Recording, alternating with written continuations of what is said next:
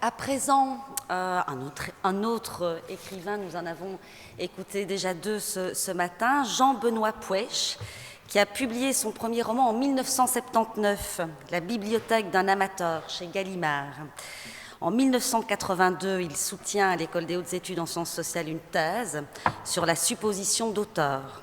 Il a été chercheur au CNRS à Paris, puis il a demandé son détachement à la faculté des lettres d'Orléans.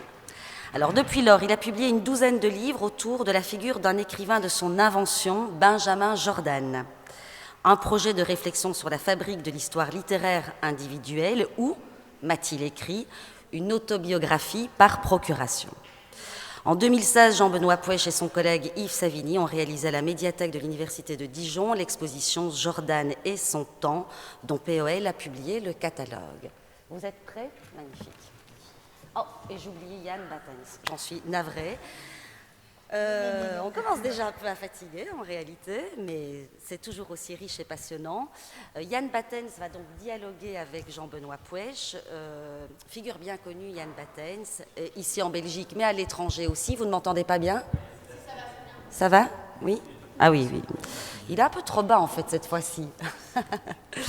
Yann Battens est professeur d'études culturelles à l'université de Leuven. Ses travaux portent aussi bien sur la poésie contemporaine que sur les rapports entre texte et images dans la production inter- et transmédiatique. Il a publié de nombreux ouvrages, parmi lesquels, dernièrement, le roman photo en collaboration avec Clémentine Mélois. Cette fois-ci, on est prêt. Bon, merci. Merci.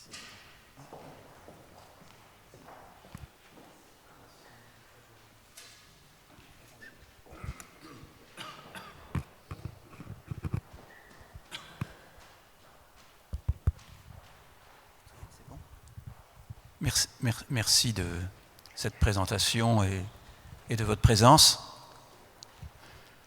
Je dois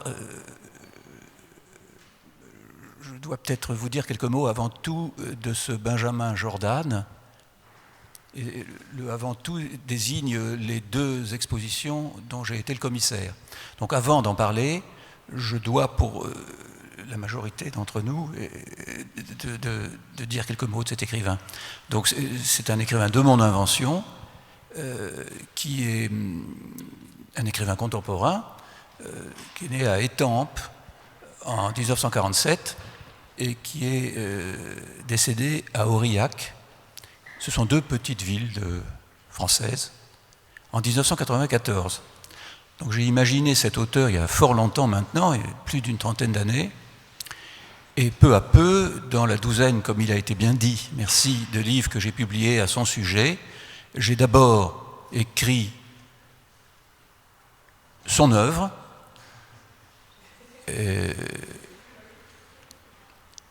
ou plus exactement, je devrais dire, enfin je l'ai écrite, mais je ne me suis présenté jamais comme étant son éditeur scientifique, puisque c'était mon métier à l'époque, donc un métier que j'exerçais plutôt évidemment en publiant des auteurs réels, mais j'avais besoin de m'en distraire en somme, et je me suis présenté comme l'éditeur scientifique des œuvres de Benjamin Jordan. Ensuite de quoi, j'ai publié aussi des inédits de Benjamin Jordan, aussi bien des inédits d'ordre privé, comme des extraits de son journal, ou des enfantinats, que des inédits qui étaient destinés à la publication que j'ai donc accomplie. Et puis ensuite, pensant qu'un auteur n'était qu'en partie le producteur de son œuvre, mais qu'il était aussi, dans l'autre partie, le sujet de discours tenus sur lui, un peu comme chacun d'entre nous, qui ne nous réduisons pas à ce que nous sommes, mais qui sommes aussi en grande partie, évidemment, ce que les autres voient en nous, quitte à ce qu'il y ait une relation parfois conflictuelle entre les deux, j'ai écrit sa biographie en attribuant cette biographie à un biographe également imaginaire qui était censé être un de mes collègues au CNRS, Yves Savigny. Et puis j'ai également écrit dans d'autres livres des études critiques à propos de son œuvre ou à propos du parti pris de ce Savigny d'étudier son œuvre dans une biographie finalement relativement sainte-beuvienne, traditionnelle, positiviste, et je m'en suis pris dans certains textes à cette démarche de Savigny qui, à mon sens, réduisait son œuvre à sa vie, l'ensemble étant, si vous voulez, une imitation du travail de l'histoire littéraire individuelle en l'occurrence, mais aussi de l'histoire de la critique, puisque à côté de Savigny et de sa démarche qui consiste à penser l'œuvre de Jordanes à travers une enquête sur sa vie, il y a aussi des approches qui sont plus formelles, telles qu'il y en avait quand j'étais jeune. Donc voilà pour le personnage de Jordanes. C'est donc, d'une certaine façon, une réflexion sur quelque chose comme qu'est-ce qu'un auteur, ou peut-être, on ne peut pas trop approfondir ici, mais disons quelles sont les limites entre l'œuvre d'un auteur et l'auteur lui-même. Quelles sont les limites de l'œuvre ? Puisqu'il a fallu que donc, d'abord j'écrive son œuvre, et puis ensuite ce qui m'apparaissait en filigrane au fur et à mesure que j'écrivais cette œuvre, comme la vie de cet écrivain, il a fallu que je me demande quelles étaient les limites de l'œuvre. Par exemple, le journal appartient certainement à l'œuvre, mais les conversations qui sont rapportées par les nombreux témoins de Jordanes, dans Jordanes revisité, puisque Jordanes revisité est une enquête pré-biographique en somme, sur les amis de Jordanes, certains eux-mêmes étant des écrivains, des concurrents, parfois des rivaux, voire des ennemis, et d'autres étant des proches, famille ou intime. Et il fallait donc que je me demande aussi si les conversations appartenaient à la vie de cet auteur, et même éventuellement si, puisque dans certains livres, l'auteur de ces livres, car ce n'est jamais moi, ce sont toujours des tiers qui écrivent sur Jordanes, il leur arrive, notamment l'enquêteur de Jordanes revisité, de se rendre sur les lieux où Jordanes a vécu et où il est mort, dans cette maison sur les bords de la rivière qui porte son nom d'ailleurs, à côté d'Aurillac, dans le département du Cantal, la Jordane. Cette maison elle-même peut apparaître comme appartenant à l'œuvre de Jordanes, pour autant que, comme nous l'avons vu tout à l'heure dans la façade de la maison de Delacroix, il a façonné lui-même en partie cette maison. Il a par ailleurs également lui-même façonné en partie sa vie, puisqu'il apparaît peu à peu que tous les documents auxquels se reporte le biographe d'abord, Yves Savigny, puis soit ceux qui contestent les travaux de ce biographe, soit même des auteurs formalistes qui sont pris dans les années 80 dans la folie du retour du biographique, toutes ces personnes s'intéressent à la maison et à la falsification des documents qui sont mis entre les mains par des tiers ou par Jordanes déjà initialement, la falsification des documents qui servent à l'élaboration de ces biographies. On s'aperçoit peu à peu que Jordanes n'avait pas seulement inventé une œuvre, mais que Jordanes avait également inventé sa vie. Et peut-être aussi avait-il inventé le cadre de sa vie, la maison où il vit, sa bibliothèque, le bureau même où pénètre un jour ce Savigny qu'il raconte dans la préface de sa biographie. Donc quelles sont les limites de l'œuvre ? L'auteur lui-même, du moins son personnage, appartenant probablement à son œuvre. Et au fur et à mesure que j'en venais à cette réflexion sur ce que sont les différences entre ces trois instances que peuvent être l'œuvre, l'auteur, et entre les deux ce personnage qui est en partie du côté du réel, de l'indicible, mais aussi de l'autre côté en partie de l'œuvre et de l'imaginaire, eh bien, il m'est apparu qu'il fallait que je me tourne vers tout ce qui, de l'œuvre de Jordanes, n'était pas du verbal. Comme si Jordanes était également une incarnation du fait que la littérature ne se réduisait pas au langage verbal, qu'elle ne se réduisait pas au texte. J'ai grandi dans la surévaluation du texte dans les années 70. J'ai grandi dans un monde où il y avait des limites extrêmement rigoureuses concernant le texte avec un T majuscule et une terreur qui sévissait et dont j'étais victime parce que moi j'ai toujours adoré tout ce qui concerne la vie des auteurs, évidemment la vie en tant qu'elle est elle-même, composée par les conservateurs des maisons-musées, par les témoins qui réinventent toujours tout, avec plus ou moins guidé ou télécommandé par l'auteur lui-même, ce qui vient dire que tout cela fait partie de son œuvre. Donc je me suis attaché à partir de ce moment-là à voir un peu tout ce qui n'était pas verbal dans la vie de Jordanes, les objets notamment qui l'entouraient et qu'il avait peut-être volontairement disposés sur son bureau à des fins de photographie pour orienter de plus en plus l'image qu'il allait produire de lui-même et lui donner un sens un peu équivalent à son œuvre, dans une entreprise qui est donc un retour, d'une certaine façon, à cette idée romantique dont nous parlions au déjeuner, d'une ressemblance entre l'œuvre et l'auteur, et qui s'oppose, bien sûr, à toute la démarche antibiographiste qui commence avec Proust sous une forme d'un déni constamment soutenu, puisque nous savons bien à quel point les Proustiens sont fétichistes des robes dans les vitrines d'Illier, des robes ou des pantalons. Mais enfin, vous voyez ce que je veux dire, de tous ces objets. Proust d'abord, et puis Valéry, et puis Blanchot, et donc toute cette démarche antibiographique dans laquelle j'ai grandi, mais qui m'a toujours, comment dirais-je, réprimé, parce que de mon côté j'avais une fascination au contraire pour tout ce qui était ce qu'on appelle le fétichisme de l'auteur. Je suis attaché à toutes ces choses comme une midinette peut l'être au blue jean de Johnny Hallyday. Voilà. Alors donc je me suis attaché à ce moment-là à tout ce qui était l'objet dans la vie de Jordan, et j'ai pensé que le temps était venu de consacrer une exposition à toute cette... qui serait, disons, une imitation des expositions que l'on consacre à des écrivains dans les maisons-musées que j'avais visitées quand j'étais enfant avec mon père, qui avait une passion pour l'histoire militaire, mais aussi pour l'histoire littéraire, et puis ultérieurement, toutes les expositions de la Bibliothèque nationale. Donc je suis collectionneur, et parfois de choses qui n'ont pas grande valeur, comme les comme les catalogues de la Bibliothèque nationale, que j'ai accumulés, dont j'ai regardé un petit peu le principe d'effectuation, et puis j'ai décidé d'imiter des catalogues de la Bibliothèque nationale, mais aussi d'imiter dans le réel une exposition. Et comme j'ai un ami qui est galeriste à Paris, à Montmartre, j'ai envisagé dans sa galerie de reconstituer l'appartement de Jordan. Car Jordan, à Étampes, habitait...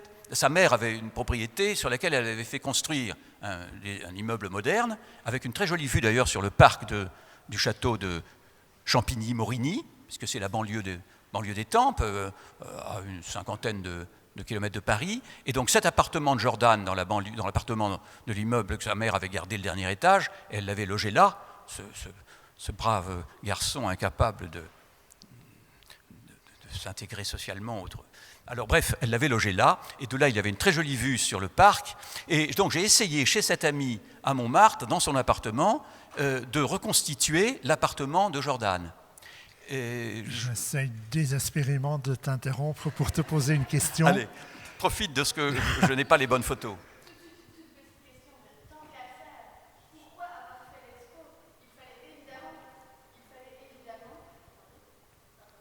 Tant qu'à faire, pourquoi avoir fait l'expo ? Il fallait évidemment écrire le catalogue d'une expo qui n'avait jamais eu lieu. Bien sûr, libre à vous de croire que cette exposition a réellement existé. Ah, mais attendez, c'est une question que j'ai posée à ma voisine avant. Ah, donc cette expo n'a jamais eu lieu, on s'entend mieux. D'accord. Quant au catalogue, lui, je vais vous en montrer une photo, ce qui ne prouve pas grand-chose, comme vous savez. Mais là, ce sont pour le moment des photographies de la deuxième exposition qui, elle, a réellement eu lieu. Mais Yann, je te donne la parole. Laissons parler Yann. Le catalogue peut même s'acheter, si vous le voulez bien. là, et il est fortement recommandé. C'est un chef-d'œuvre du genre. Mais j'aimerais bien, avant que tu te plonges imaginairement dans cet événement-là, iconographie, qu'on revienne quelques instants sur ton tout premier livre. Donc la Bibliothèque d'un amateur, publié en 1979, et qui est un recueil de nouvelles, plus qu'un roman, oui. Même si, à la limite, on pourrait hésiter entre les deux genres. Et je tiens à rappeler l'existence de ce premier texte pour deux raisons.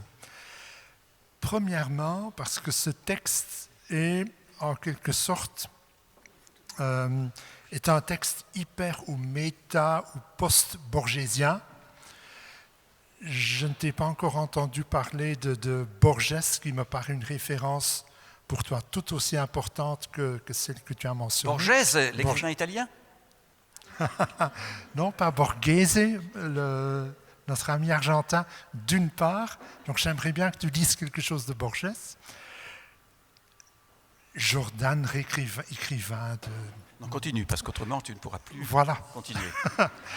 J'en profite pour poser ce qui sera peut-être déjà ma dernière question. Deuxième question, c'est un livre que tu as renié. Non. Tu t'opposes à sa réédition.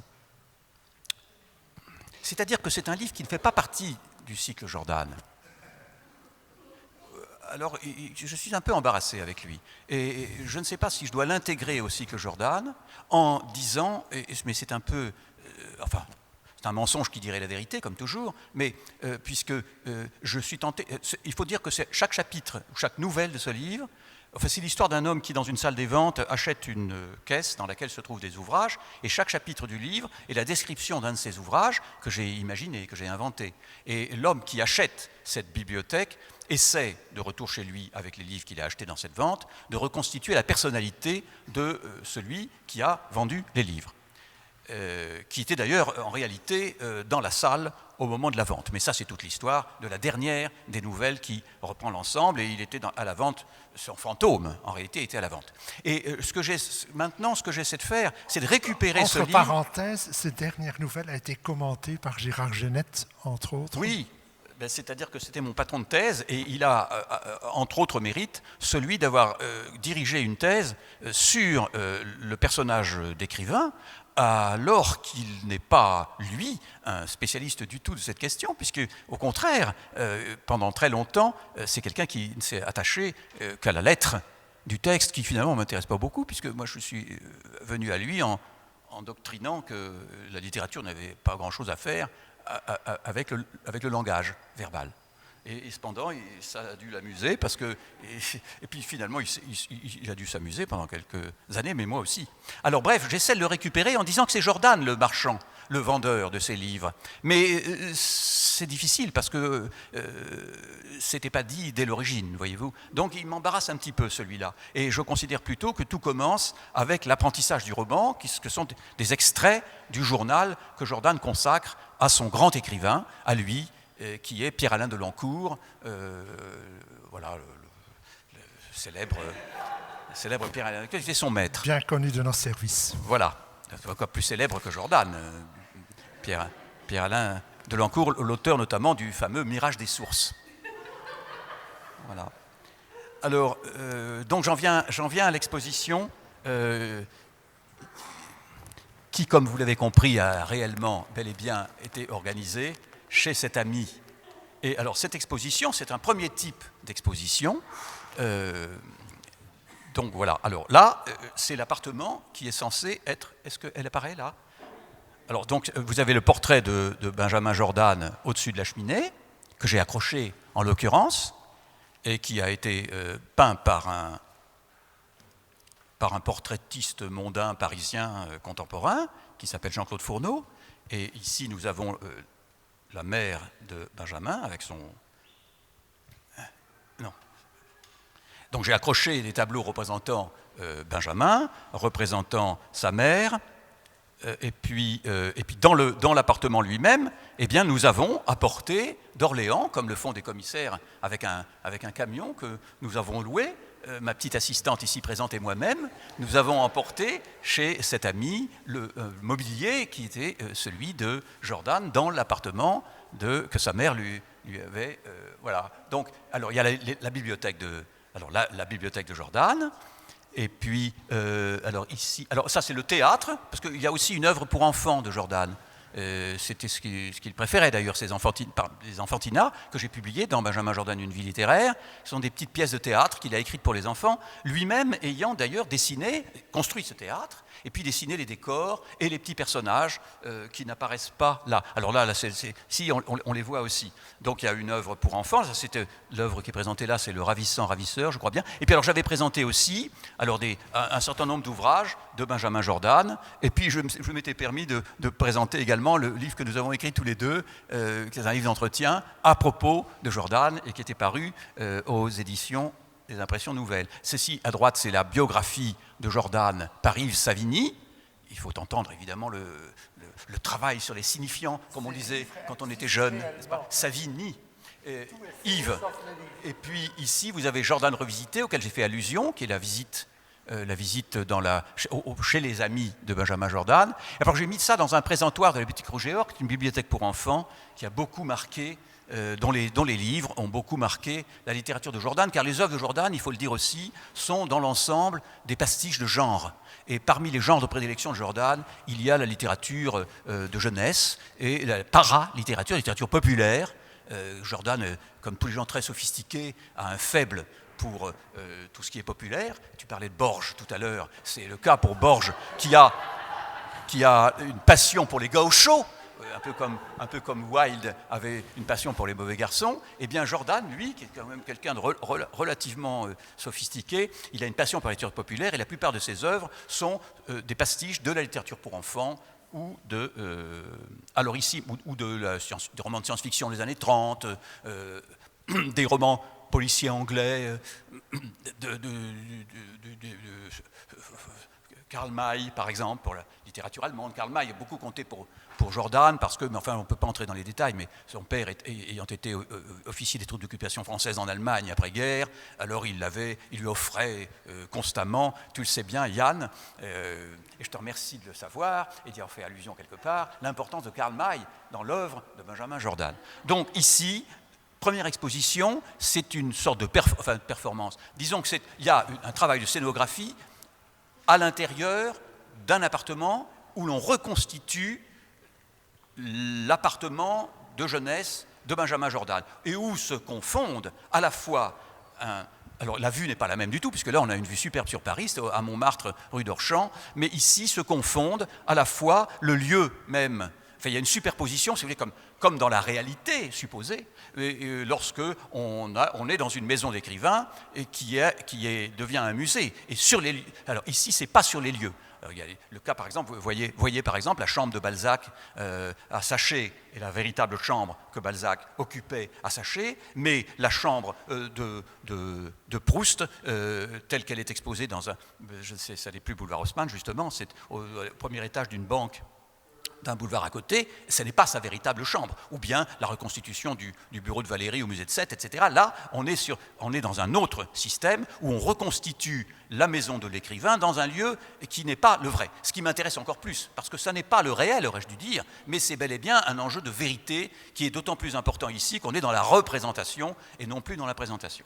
Ça, c'était la première exposition, où évidemment, j'ai fait faire un catalogue ensuite, par un ami, c'est-à-dire j'ai fait un petit catalogue dont j'ai la photo d'une couverture quelque part, et puis, alors là voilà encore l'appartement avec une vitrine, vous voyez, alors il y avait des vitrines verticales, alors évidemment tout cela à compte d'auteur, à peu près comme tous les livres que je publie, d'une certaine façon, presque à compte d'auteur, et j'aimerais bien d'ailleurs pouvoir publier tous mes livres à compte d'auteur, on n'aura pas le temps d'y revenir, mais un des biographèmes caractéristiques de Jordan, c'est son retrait par rapport à l'institution éditoriale. Et comme il avait les moyens, il se trouve que Jordan avait une fortune personnelle qui lui permettait de publier une très grande partie de son œuvre de manière à compte d'auteur, hein, comme Proust au début, ou surtout comme son écrivain préféré, Valéry Larbaud. Alors là, il y avait une vitrine verticale qu'on avait apportée de l'Université d'Orléans, qui gentiment à l'époque m'avait accueilli en détachement. Alors je l'ai empruntée sans leur demander la permission, grâce à l'aide de ma petite assistante ici présente. Verticale avec les livres qui l'ont marqué, alors les Enfantinat, et puis certains livres comme Charles Nodier, par exemple, qui est un auteur qui a énormément compté pour lui, parce que, comme vous savez, il était bibliophile, et il est le premier à avoir réfléchi sur la question de la supposition d'auteur. Plusieurs éditions des Contrebandiers de Moulflit, disons de Moulflit lui-même, de Faulkner, dont Fritz Lang a fait le film célèbre. Vous voyez, où il y en a ici plusieurs éditions, dont une que j'ai achetée à Londres en 1966, et puis des livres de la collection que j'ai... pardon. Premier lapsus, presque involontaire. Et puis, deuxième exposition maintenant, parce que le temps nous est compté, et Yann a bien le droit à placer quelques mots aussi. Oui. Deuxième exposition, alors c'est très différent, puisque une amie qui est professeure à l'université de Dijon m'a demandé de refaire, c'est-à-dire elle avait organisé un colloque sur le personnage d'écrivain. Et donc, moi je lui ai dit que j'aimerais mieux faire une exposition, et elle m'a dit, mais c'est tout à fait possible, la médiathèque peut te donner les moyens. Et donc, dans une salle où cette fois je n'avais pas à transporter des vitrines, ce qui avait été quand même assez fatigant, ni même du mobilier, puisqu'on n'a pas... La deuxième exposition, ça ne consistait pas à imiter une maison d'écrivain, ou du moins la reconstitution d'une maison d'écrivain, mais ça consistait simplement à imiter une exposition de la Bibliothèque nationale, ou une de ces expositions comme on en voit dans les universités, ou comme on en voyait quand j'étais moi-même étudiant, à l'université d'Orléans d'ailleurs, parce que j'y suis revenu, j'ai un attachement quand même très grand pour les bords de la Loire. Et puis alors voilà, ça c'est l'exposition. Ah, vous voyez, le képi du commandant Jordan, le père de Jordan, et puis un certain nombre de manuscrits ici. Alors ça, je crois que ce sont plutôt des documents. La mère de Jordan à Megève, et puis ici le père de Jordan est devenu ensuite employé de mairie à Étampes. Il a quitté l'armée, il est devenu employé de mairie à Étampes, et spécialiste de la reproduction. C'est lui qui s'occupait de la mairie, de toute la documentation et la reproduction de la documentation.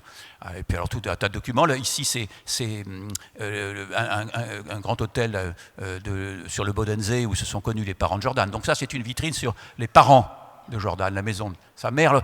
L'autre biographème caractéristique, c'est des milieux très très différents de ses parents, puisque c'est une mésalliance et que Solange de Coupage a épousé un officier non supérieur. Voilà. Et il y a même l'atomium, vous voyez, parce que la mère de Jordan avait une amie ici qui avait un magasin de jouets, avenue Louise, et il venait souvent, quand il était enfant, à Bruxelles. Alors je dois dire que toutes les informations dont je dispose, elles ne me viennent pas seulement de la biographie d'Yves Savigny, mais elles sont liées aussi au fait que j'ai un peu connu Jordan. Et que nous sommes un peu parce que nous nous sommes brouillés. Nous nous sommes brouillés à un certain moment de notre vie à une histoire de femme. Et il se trouve que j'ai eu une liaison avec sa compagne pensant qu'ils s'étaient séparés. Mais ils se sont rapprochés l'un de l'autre. Et à ce moment-là, donc, il s'est fâché avec moi. Et il est décédé, Dieu ait son âme, nous sommes brouillés. Alors là, c'est l'adolescence, le journal d'Anne Frank, qui a déterminé la propre rédaction de son journal. Vous voyez, c'est le fameux film, une photo de sa mère encore là, et puis quelques manuscrits. Alors j'ai aussi évidemment été obligé de faire des faux documents. La plupart des documents exposés sont des documents en 2 dimensions, des faux documents biographiques, le curriculum, l'acte de naissance, l'acte de décès, etc. Puis j'ai exposé aussi quelques objets, sa machine à écrire, sa thèse. Puis alors voilà une photo de Benjamin Jordan, la revue Anna, Lise et moi qu'il avait créée avec des amis étudiants lorsqu'il était à la Sorbonne, une revue très lacanienne, et puis un livre d'un de ses amis, qui est devenu plus tard un de ses ennemis, comme moi-même, qui est le Cavalier Noir. Enfin, vous voyez, il s'agit de jouer avec toutes les caractéristiques habituelles de l'histoire littéraire. Cette deuxième exposition, donc, n'est pas du tout le même propos que la première. D'une certaine façon, elle est moins une création, puisque la première, il s'agit de recréer une maison d'écrivain dans un lieu qui n'est pas le lieu originel, donc il y a une déterritorialisation beaucoup plus grande, et en ce sens, par conséquent, la représentation est beaucoup plus intense, et par conséquent, il s'agit davantage, on peut le dire, d'une œuvre littéraire au sens le plus large, alors que la deuxième, c'est juste une imitation d'exposition universitaire. Mais ce juste est à considérer parce qu'au contraire, d'une certaine façon, l'imitation est plus forte encore lorsqu'elle se donne un peu moins comme telle. Elle ne peut pas, évidemment, ne pas se donner du tout comme imitation, parce qu'à ce moment-là, Jordan apparaîtrait et on serait dans le réel lui-même, puisque le réel n'est jamais qu'une imitation qui ne se donne pas comme telle. Mais il s'agit là d'un écart minimal avec l'objet imité. Voici le portrait de Benjamin Jordan, qui a été réalisé par un ami qui s'appelle Pierre Le Tan, et à qui je dois aussi les illustrations de mes livres. Alors, bien sûr, de même que pour la première exposition, j'avais fait un petit catalogue à compte d'auteur. De même, j'ai fait un catalogue pour la deuxième exposition, mais beaucoup plus important. Et j'ai confié le soin du catalogue à l'éditeur qui est devenu le mien à ce moment-là, par l'intermédiaire justement de Pierre Le Tan, qui nous avait... Voilà, ça c'est l'exposition à l'université de Dijon, avec toutes ces vitrines. Alors on avait une douzaine de vitrines, et où je pouvais évidemment exposer davantage de choses qu'à la petite galerie de la rue d'Orchamps. Et donc Pierre Le Tan m'a fait connaître POL, il y a déjà maintenant une dizaine d'années, et c'est POL qui a publié mon catalogue. Et alors ce catalogue, et c'est d'ailleurs le catalogue de la deuxième exposition qui a... Ah, ça c'est le premier, ça c'est la petite couverture dessinée par Pierre. Bon, mais ça c'était presque un private joke, tandis que l'autre est devenu un jeu public, puisque ça a été publié chez Paul, et il a fait bien les choses, puisque à ce catalogue, il a donné une iconographie importante.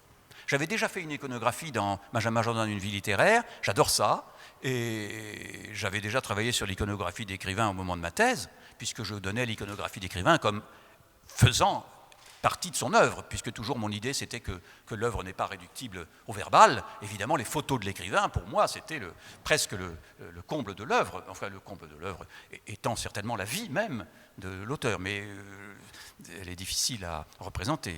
Je m'attache plutôt quand même à la représentation de la vie qu'à la vie elle-même. La biographie n'est pas la vie elle-même.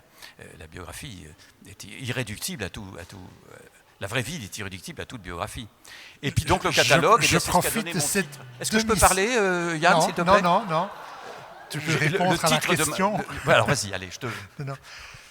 Dans tout ce que tu nous as montré, il y a quelque chose ou quelqu'un qui reste quasiment invisible, c'est-à-dire le commissaire tel qu'en lui-même. C'est-à-dire, on voit bien l'écrivain comme sujet, comme objet, mais où est le commissaire? Souviens-toi de ce titre d'un chercheur, un obscur chercheur des années 70, la dissémination. Tu te souviens de ça? Comment il s'appelait? Jacques Derrida. Il est disséminé, le commissaire. Tu comprends? Il est partout à la fois. Il est dans tout ce que j'ai dit là. C'est évidemment une autobiographie par procuration, tout ce que je dis.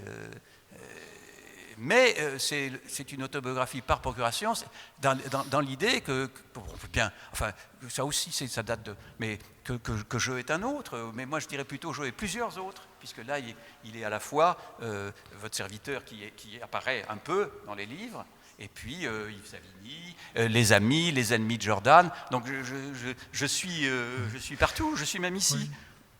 Mais en même temps, plus on avance dans ton œuvre et dans ta vie, je ne fais pas la distinction entre les deux, plus on a l'impression en tant que lecteur, en tant que public, en tant que spectateur, en tant que témoin, en tant qu'observateur, que tu lèves de plus en plus les voiles. Oui, certainement, oui, parce que d'une certaine façon, je suis sorti du cycle Jordan. Ce que je publie depuis quelques années, c'est plus Jordan, ça c'est vrai. Mais ça ne nous concerne pas ici. C'est bien sûr. D'une certaine façon, oui. Si, c'est-à-dire que... Non, ce que je voulais juste dire à propos du catalogue, et puis après on terminera sur ce que tu dis, qui est pour moi plus important, puisque c'est ce que j'ai décidé, à savoir de sortir du cycle, de dépouiller des oripeaux jordanesques. Mais dans le catalogue... C'est un peu comme Hergé, enfin, qui a du mal à incorporer le tout premier, le tout dernier. Sans doute. Oui, absolument. Tu vois, je n'y avais pas pensé, mais une fois de plus, présence d'Hergé dans l'œuvre de Jordan. Oui, c'est vrai. C'est vrai, absolument. Je note parce que ça peut faire l'objet de N'oublie pas de le citer. Faire l'objet d'un jeu. Bien sûr, tu auras une note. Alors moi, j'ai une de question. Plus. Oui, ce que je voulais dire à propos du catalogue tout de même, c'est que ma communication devait s'intituler Deux commissaires pour B. Jordan. Et l'idée, c'était que dans le catalogue de Paul, le deuxième catalogue, que je vais apporter et que je voudrais vous montrer, voilà. Il est en vente là-haut. Dans ce catalogue, en fait, il y a deux commissaires. Vous voyez, le livre se présente de la façon suivante, c'est comme un catalogue de l'ABN, il y a une iconographie, et puis avec des photographies qui sera... C'est une périodisation, hein, il y a enfance, adolescence, jeunesse, maturité et détachement. J'ai mis détachement pour les dernières années. Il est mort très jeune, il est mort d'une péritonite avec perforation. Voilà. Alors ça c'est son acte de décès, ça c'est lui déjà âgé. À la fin de sa vie, il avait demandé à quitter le CNRS et à enseigner dans un collège agricole, rural de la banlieue de Aurillac dans le Cantal. Et ce que je voulais dire, c'est que le catalogue, il y a deux commissaires. Il y a moi-même, en tant que chercheur CNRS, donc je suis le rédacteur positiviste qui décrit chaque article du catalogue de manière scientifique, en donnant les dimensions des photographies, leur provenance, en les décrivant un peu, mais de manière très objective.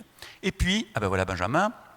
Et puis alors, il fallait quand même que le livre puisse avoir, parce que je le présente, c'est quand même un roman, n'est-ce pas?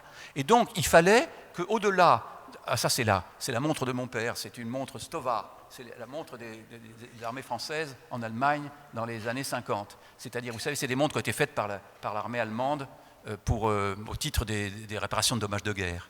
Mais je l'ai mise là parce que ça s'appelle Jordan et son temps. Donc il fallait, un peu comme j'ai mis aussi vous savez, le fume-cigarette des troupes d'occupation françaises en Allemagne, parce que dessus il y a le plan de la zone d'occupation qui a la forme d'un sablier. Donc que ce soit la montre ou le sablier, ça évoque le temps, puisque ce que j'ai cherché à faire, c'est à remettre Jordan dans son temps. Et le deuxième auteur donc, du catalogue, donc le premier, je suis l'auteur du catalogue, et le deuxième auteur, c'est Yves Savigny, justement. Et Yves Savigny, j'ai donné pour chacune des descriptions, il y a un peu comme c'est dans les beaux catalogues de libraires, vous avez une description de l'objet en vente, mais aussi comme dans les catalogues de l'ABN, et puis vous avez un petit texte narratif qui explique, qui explique à travers une narration la valeur, l'intérêt pour nous de cet objet.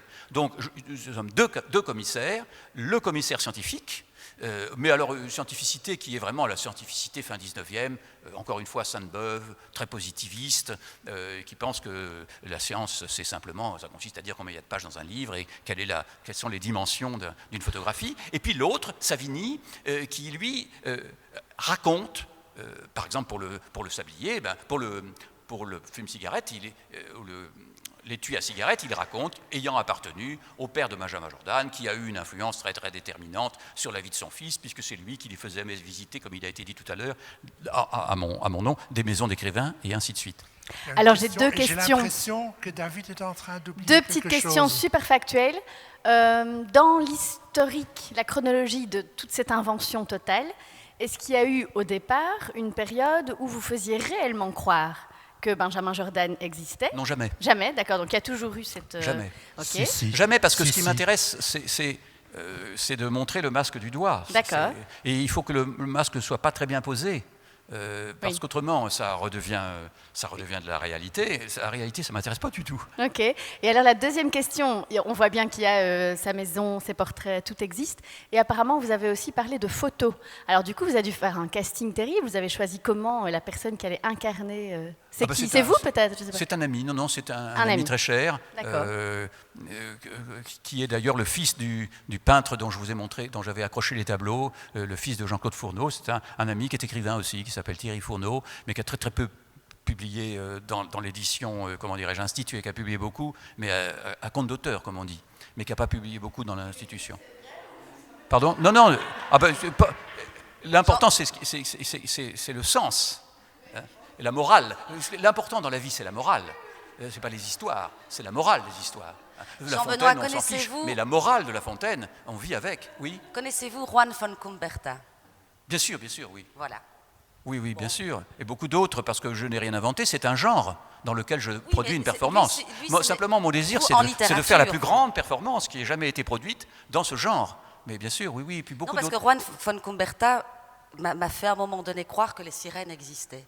C'est-à-dire que voilà. Ah oui. Mais lui, il le fait vraiment de manière très plastique dans le domaine de la littérature, c'est assez incroyable. Non, moi, ce que j'aime, c'est qu'il y ait à la limite l'ambiguïté, mais surtout pas la mystification. La mystification, c'est comme la réalité pour moi, la mystification. Vous comprenez? C'est jouer avec la crédulité. On joue davantage avec la crédulité quand on est dans la réalité, mais tout de même, j'aime pas ça. Ce que j'aime, c'est l'ambiguïté, l'ambivalence. Voilà. Alors encore une question, Yann, tu dis rien. Moi, je me demandais si Benjamin Jordan avait laissé par rapport à la postérité de son œuvre, un testament ou les conditions de la matérialité alors, de son œuvre. Alors c'est une grave question, la pour sa postérité de survie. l'œuvre de Jordan. Justement, alors, après cette exposition, il y a eu POL, Paul Olszakowski-Lawrence, qui est disparu l'année dernière, comme vous savez, et à qui je rends hommage parce que ça lui a coûté très cher ce livre, puisqu'il y a une iconographie, et il n'y en a pas souvent chez Paul, plus l'illustration en couleur. Et puis je lui rends hommage aussi parce qu'il a, publié 3 livres autour de Jordan qui finalement se ressemblent beaucoup les uns les autres, parce que tout ça est un peu un système obsessionnel. Oui, la question de la postérité. Paul a reçu des lettres disant, Puech, qui a présenté ce catalogue, s'est complètement mépris sur Jordan lorsqu'il a dit que c'était le rêve de Jordan, cette exposition. Car ce qui ferait, d'après les lettres qu'il a reçues et qui seront publiées ultérieurement, si j'en reviens au cycle, parce que j'aimerais bien m'en débarrasser, comme tu le disais tout à l'heure, mais ces lettres soutiennent que Jordan, au contraire, ne rêvait pas du tout d'une telle exposition, car une des singularités de l'œuvre de Jordan, ce serait au contraire d'écrire contre la trace.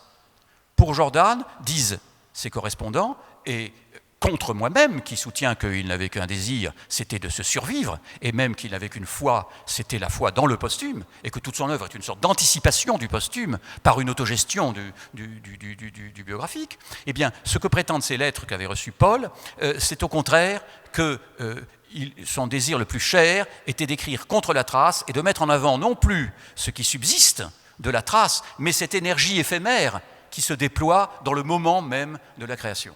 Donc il y a là une espèce de conflit entre 2 perceptions de l'œuvre, de même qu'il y a 2 conflits au niveau critique, ceux qui veulent réduire l'œuvre à du biographique ou ceux au contraire qui veulent penser qu'il y a une transgression du biographique et une espèce d'élévation au-dessus de la vie positive. Et bien là aussi il y a une contradiction entre moi-même qui pense que ce qu'il pense, lui, c'est que la vraie vie, comme dit Proust, ça n'est pas la vie vécue, mais c'est la vie écrite, et c'est la vie qui monte, qui, à travers la maison d'écrivain conçue comme un sas, si vous voulez, s'élève au-dessus de la vie empirique pour atteindre une espèce de corps glorieux.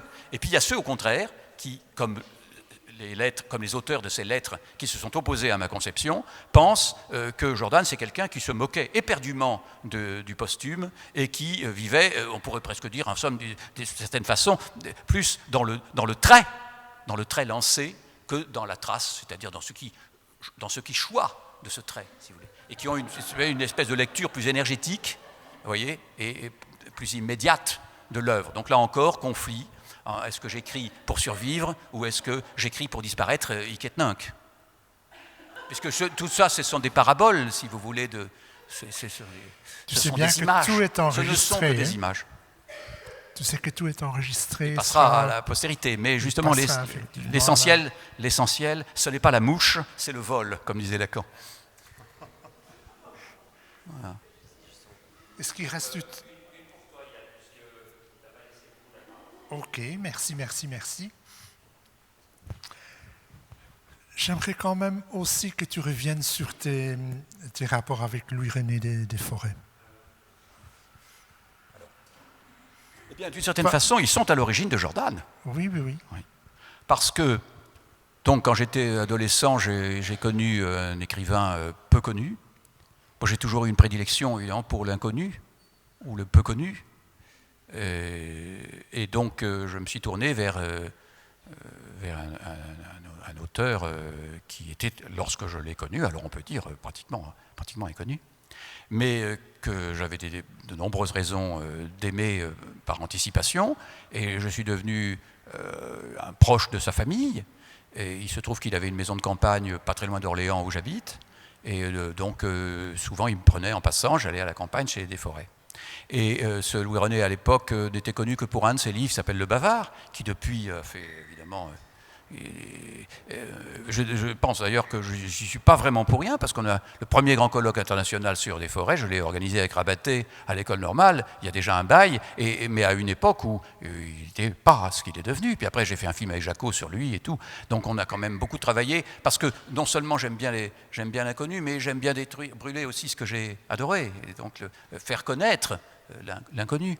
Et donc, il se trouve que pendant longtemps, dans mon journal, enfin, tout le temps, je notais mes conversations, enfin nos conversations, surtout, c'était surtout moi qui parlais, que vous l'avez compris, mais je notais quand même de temps en temps un oui ou un non de Louis-René, et un jour, il se trouve que comme j'avais une prédilection pour les témoignages, j'adore les conversations de Goethe et d'Eckermann, j'adore les cahiers de la petite dame, Maria van Zisselberg sur Gide, j'adore Byron, Hamilton, tout ça, enfin tout ce qui est, si vous voulez, les relations entre un fils et son père, donc transposé dans le monde des lettres, mais le monde des lettres, c'est pas très important. Et alors, donc là, mes relations avec Louis René apparaissaient à travers ces conversations. J'ai voulu en faire un livre, et à ce moment-là, je lui ai soumis le manuscrit, et il s'est opposé à la publication. Et donc, il a fallu à ce moment-là que je trouve un moyen pour publier tout de même. Et je me suis dit que j'allais en faire une transposition, mais pas seulement transposer Louis René des Forêts en Pierre-Alain de Lancourt, pas P-A-D, que j'appelle PA, ce sont les initiales de son prénom, Pierre-Alain, qui donne papa si on les redouble, et je suis pour les doubles. Et donc j'ai transposé aussi l'auteur lui-même, c'est-à-dire moi. Et au lieu de donner les extraits de mon journal sur des forêts, j'ai publié le premier livre du cycle Jordan, qui est l'apprentissage du roman, dans lequel j'ai également, que j'ai attribué à cet auteur, Benjamin Jordan. Donc Jordan vient de l'interdit, de la censure des forêts. Et c'est signifiant aussi, parce que ça montre bien à quel point le roman, finalement, est une forme de politesse. C'est-à-dire que c'est par politesse, parce qu'on disait tout à l'heure que l'écrivain était beaucoup plus libre que le fonctionnaire dans une institution, mais il n'en est rien. L'écrivain n'est pas plus libre. L'écrivain, lui aussi, écrit avec le vif et doit faire très très attention. Paul, il n'a pas reçu que des lettres protestants contre mon idée que Jordan voulait se survivre. Il a reçu aussi des lettres de gens protestants parce qu'ils étaient présents dans mon catalogue, et malgré la transposition des noms. Et il faut compter avec tous ses proches, avec tous ses vivants. Il faut, quand on écrit un roman, être très poli. Et donc, c'est par politesse que Benjamin Jordan est né par politesse. C'est-à-dire que toute l'entreprise romanesque est liée à l'interdit que Desforêts a prononcé contre la publication que je voulais faire de mon journal intime. Alors maintenant que le cycle est terminé, effectivement, j'en reviens à des écritures au premier degré, comme tu sais. C'est-à-dire, j'essaie de donner des textes, des souvenirs, des souvenirs. J'écris mes souvenirs en ce moment, tout à fait au premier degré. Croyez-moi. Je crains fort qu'on ne doive en rester là. La conversation on continuera en haut. Je vais juste demander à Jean-Benoît quel était le souvenir qu'il gardait de Jordan, le souvenir le plus précieux, puisque... Quel est le souvenir le plus précieux, puisque vous êtes en train d'écrire vos souvenirs? Oui. Quel est le souvenir le plus précieux que vous gardez de Jordan? Mes souvenirs, ça s'appelle chaumière, château et cœur perdu. C'est pas le même genre. Mais alors, quelle place y tient Jordan alors dans ses souvenirs? Le plus précieux que je garde de Jordan, oui. C'est lorsque j'ai découvert que l'uniforme de son père, qu'il gardait précieusement dans un placard de son appartement avec vue sur le parc du château, était un uniforme qu'il avait acheté sur eBay. En réalité, son père était employé des postes.